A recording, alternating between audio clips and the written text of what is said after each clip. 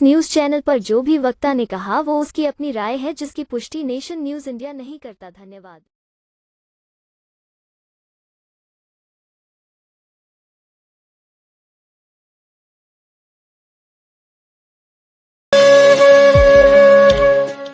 इस शहीद दिवस आइए हम देश में शांति, भाईचारा और एकता बनाए रखने का संकल्प लें। यही शहीदों के लिए हमारी सच्ची श्रद्धांजलि होगी। साथियों,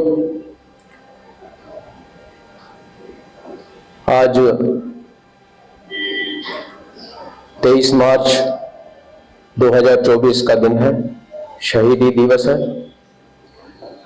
देश में 2 शहीदी दिवस मनाए जाते हैं। आज का दिवस 23 मार्च 1931 को शहीद आजम भगत सिंह, सुखदेव और राजगुरु को फांसी की सजा दी गई थी।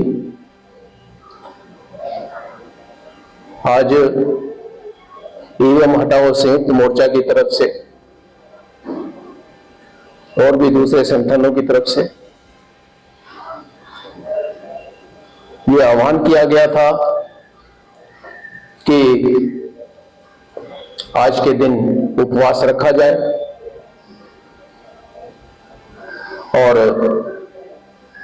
ईवीएम के विरुद्ध में प्रस्ताव पास किए जाए। हमारा ऑल इंडिया का इंसाफ संगठन ईवीएम हटाओ संयुक्त मोर्चा का एक सक्रिय साझेदार है। आज हमारी देश भर में जितनी भी यूनिट्स हैं वो सभी यूनिट्स ईवीएम हटाओ के संबंध में इस प्रकार के आयोजन कर रही हैं। हम यहां दिल्ली में अपने ऑफिस में है। ईवीएम हटाने के लिए जो बातें की जाती हैं उसमें कहा जाता है कि ईवीएम से स्वतंत्र, निष्पक्ष, पारदर्शी चुनाव नहीं होते हैं। हम इस बात से सहमत हैं। इसके अलावा एक और गंभीर मुद्दा है जिसको प्राय ना तो चुनाव आयोग उसकी बात करता है और ना ही देश के दूसरे संगठन बात करते हैं, पॉलिटिकल पार्टीज बात करती हैं, और हमें लगता है वो एक महत्वपूर्ण मुद्दा है, वो है गोपनीयता। गोपनीयता की बात नहीं की जाती है। हम खास तौर से गोपनीयता के ऊपर आज हम इसके माध्यम से सब लोगों का ध्यान दिलाना चाहते हैं कि चुनाव स्वतंत्र, निष्पक्ष, पारदर्शी के अलावा गोपनीयता भी इसके अंदर होनी चाहिए और ईवीएम के द्वारा जो है वो गोपनीयता बाधित होती है, इसमें गोपनीयता नहीं बरती जाती है। अनेक कारण है इसके लिए विरोध के। एक कारण इसमें यह भी है कि इसको कहा जाता है कि स्टैंड अलोन है, तो ये तो स्टैंड अलोन जब वीवीपैट लग गई है और तो ये स्टैंड अलोन नहीं रही है। इसके अंदर एक चिप भी लगी हुई है जिसमें प्रोग्रामिंग होती है, एक घड़ी भी है। तो चिप भी है और घड़ी भी है, तो हम उसको प्रोग्राम करके किस समय उसमें क्या रिजल्ट देना है मशीन में, इसको हम सेट कर सकते हैं। और सेट नहीं कर सकते ऐसा चुनाव आयोग कहता है, लेकिन चुनाव आयोग उसको, मशीन को किसी को देने के लिए तैयार नहीं है। तो ये एक और भी तमाम तरह से इसके ऊपर देश के अंदर आपत्तियां की जा रही हैं। इससे आप सब लोग भली प्रकार से वाकिफ हैं।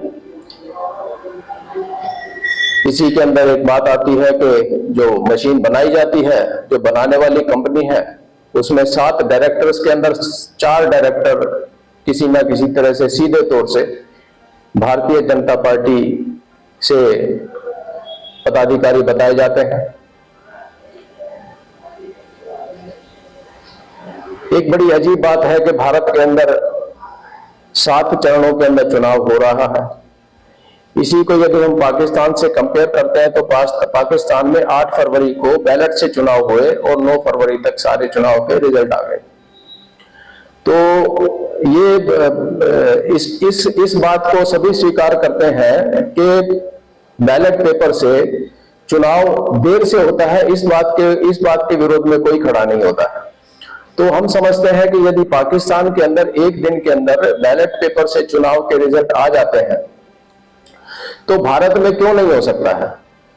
तो भारत की परिस्थितियां और जो पाकिस्तान की परिस्थितियों में एक वोटों के संख्या के अंदर संख्या का थोड़ा सा अंतर हो सकता है कि संख्या देश के अंदर जो है वो वोट 4 गुना 5 गुना हो सकते हैं, लेकिन जो वोट की संख्या ज्यादा हो सकती है तो गिनने वाले भी तो ज्यादा हो सकते हैं और एरिया भी ज्यादा हो सकता है और उसी एरिया के हिसाब से हम बंदोबस्त कर सकते हैं। तो ये हमें ये तर्क जो किसी का समझ में नहीं आता है, ना तो हमें चुनाव आयोग का ये तर्क समझ में आता है और ना ही दूसरे लोग जो है इसको काउंटर नहीं करते हैं कि वो बैलेट पेपर से चुनाव में ज्यादा समय लगेगा, ये बात इसके लिए कहेंगे।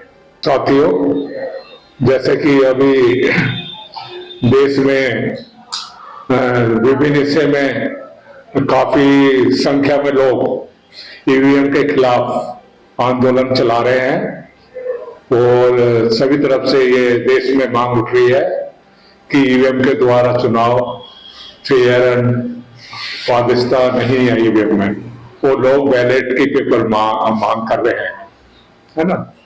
इसमें हम समझ नहीं पा रहे हैं कि चुनाव आयोग क्यों ईवीएम से ही चुनाव कराना चाहता है, जबकि ये अब सभी लोग जानते हैं कि जिन देशों में इस ईवीएम का इजाद हुआ वहां भी इसमें कुछ गड़बड़ी हो सकती है। इस आशंका के साथ में यूरोप के उन देशों ने ईवीएम की जगह बैलेट पेपर से चुनाव होने